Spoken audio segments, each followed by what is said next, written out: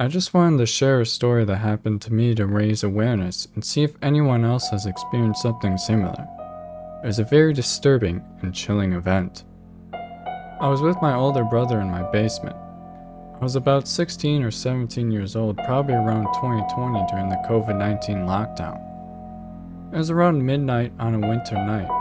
We were playing some Nintendo Switch when someone called my brother from a 1-800 number, which is a long-distance number in Canada where we live. I told him to answer the phone. After some hesitation, he put it on speaker. We thought it would be a recorded message or a scammer trying to get something from us. When we answered the phone and greeted the caller, there was silence.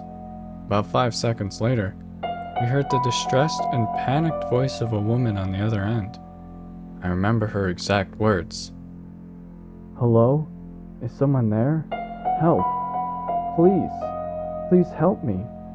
And then she started hysterically crying and sobbing. She began hyperventilating and almost manically screaming. I had no idea what to do because I was frozen with fear. We ended the call, and since then, I've never answered an unknown caller. I don't know if this was some kind of sick prank or if someone was genuinely in danger. Maybe she was going through an episode or had a mental health disorder? I don't know and never will. But it still freaks me out to think about what she was going through.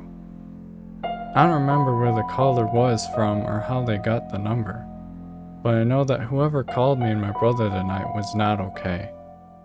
Almost 4 years later, I still think about that night.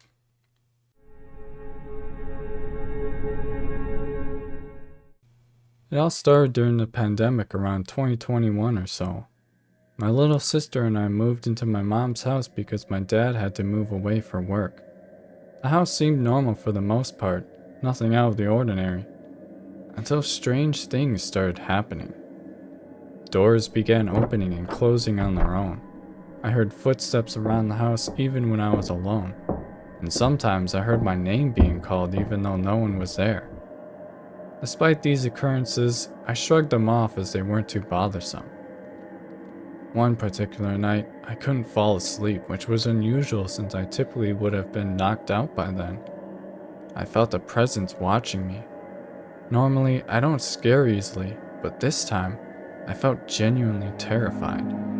To distract myself, I scrolled aimlessly on my phone, hoping I was just imagining things.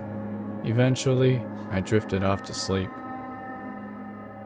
Around 2:47 a.m., I woke up with the urge to use the restroom. As I walked out of my room, I came to an immediate halt when I saw a lady? She was standing against my bedroom doorframe. It was creepy, but I pushed those thoughts aside and went to the restroom. When I walked back, she was still there, staring at me with dead eyes and an eerily creepy smile. I rubbed my eyes and blinked twice, but she was still there. I jumped onto my bed and hid under the blankets, too scared to look at her. I began to pray silently, hoping she would go away.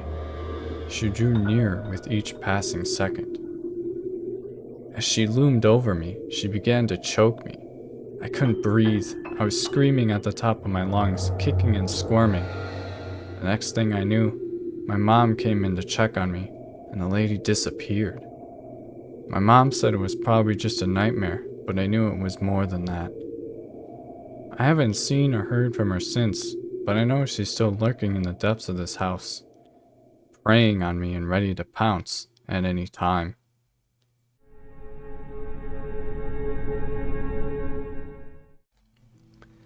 My parents built their dream house in a new subdivision, choosing a lot that had no neighbors yet and an unknown history. From the first day we moved in, something felt off, especially in my sister's and my room. Our rooms were on the corners of the second floor, sharing a balcony. My parents also built a small nook next to the windows, large enough to sit or lie in.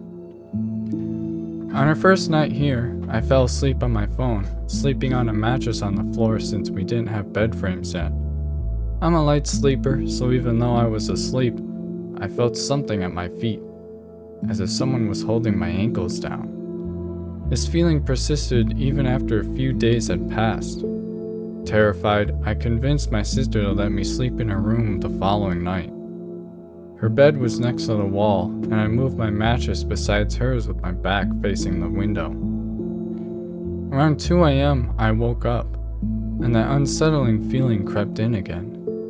Needing confirmation that it was nothing, I took a peek and saw what seemed like a dark figure standing in front of our window. Alarm bells went off because our rooms were on the second floor, and no one was upstairs since my parents' room was downstairs. A few seconds later, I heard tapping on the window, but refused to look back. I tried to quietly wake my sister, but she only shifted her position and turned to the wall. Too scared to get up, I inched closer to my sister, pretending to be asleep despite hearing the taps. In the following nights, cousins or friends who visited and slept in our rooms often reported hearing a woman crying and the same tapping noise. If both our rooms were occupied, we would sleep with my parents. My parents often laughed it off because they didn't believe in the paranormal or the afterlife. One day, while talking to the guard on duty on our way to the jogging path, my mom mentioned we were new in the area and where we lived. The guard's reaction indicated he was familiar with our house. He told us that before the area became a subdivision, there were houses there. The house on our property had been an isolated one, home to a mom, her husband, and their 3-year-old daughter. The house caught fire on the first floor and was spreading upward when the family woke up to the smoke. Their daughter was sleeping in what is now my sister's room, while the wife and husband were in what is now my room. The door to their room had melted shut, and the mom used the balcony door to try to access her daughter's bedroom, but it had also melted shut. She desperately tried to save her daughter, banging on the window to wake her.